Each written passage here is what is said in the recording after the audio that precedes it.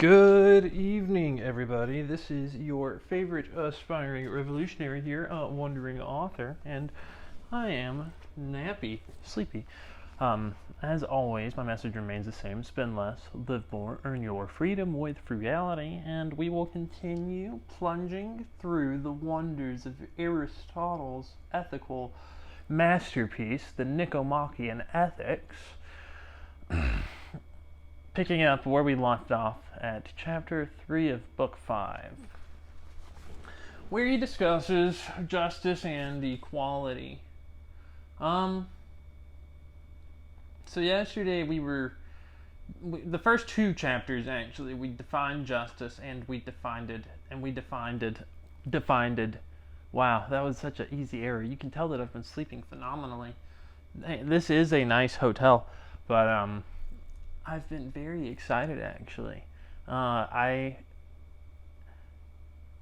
feel uniquely suited for what is ahead of me. Anyways, justice to Aristotle was defined in two ways. One is that which is defined by the law, like literally justice, like Law and Order SVU. And then he's also got equity. So injustice is the inverse, and with equality, it's pretty straightforward.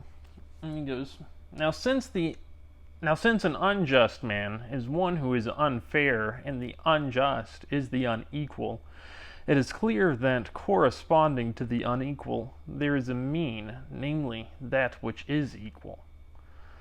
The Nichomachean Ethics, chapter 3, section 1, Aristotle.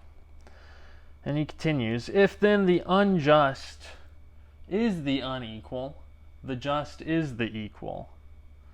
Since the equal is a mean, the just will be a sort of mean too. And remember, for Aristotle, he conceptualizes all virtues, courage, bravery, strength, as existing on like a spectrum, super simple, just like this. And you can look in some of my previous videos if this is the first one you've seen, and I've illustrated it before. I'm an early content creator. If you're watching this, since I think right now I have 53 subscribers, at least as of the last time I checked. If I have more, then I'm moving in the right direction. Anyways, you can find me, Wandering Author, on YouTube and Instagram.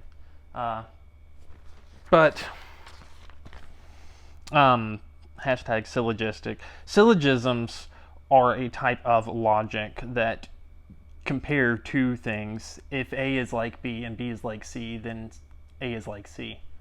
Super simple. If you're not super math-minded, that may sound confusing, but it's just like, okay, so if injustice involves unfairness, and an unjust man is unfair, then he will also do unequal things, basically. Again, we're still in the early sections of book 5, where in Aristotle's thought process, it generally follows a pretty straightforward path.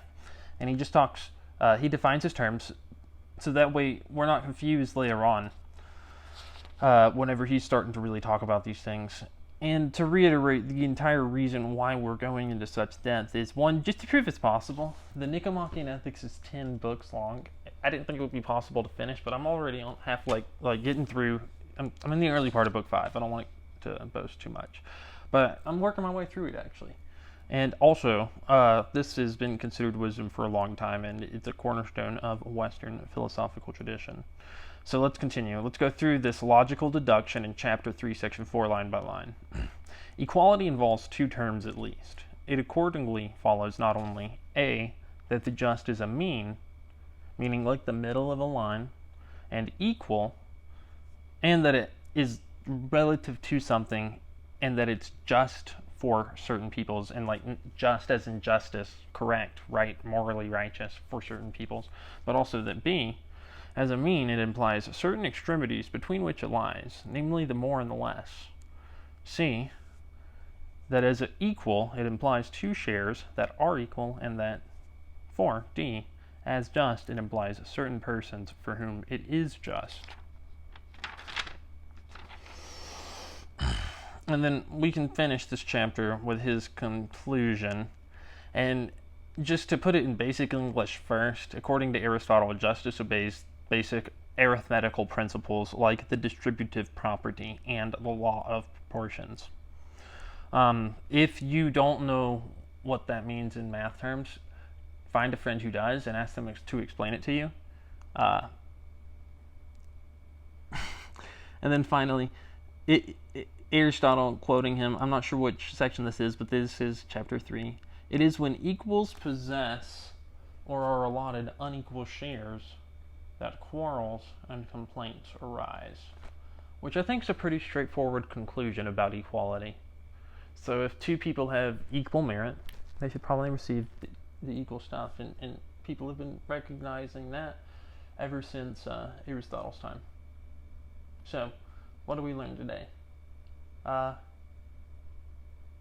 People should be awarded according to their merit, and also syllogisms are a useful cognitive tool to create conceptual maps that we can use to navigate our real life world. As always, this is the Wandering Author here to remind you that we're all the authors of our own lives. My message remains the same: spend less, live more, earn your freedom with frugality. What are you guys doing in order to inspire, uplift, and empower your local community today? Because this world isn't changing until we all do our part.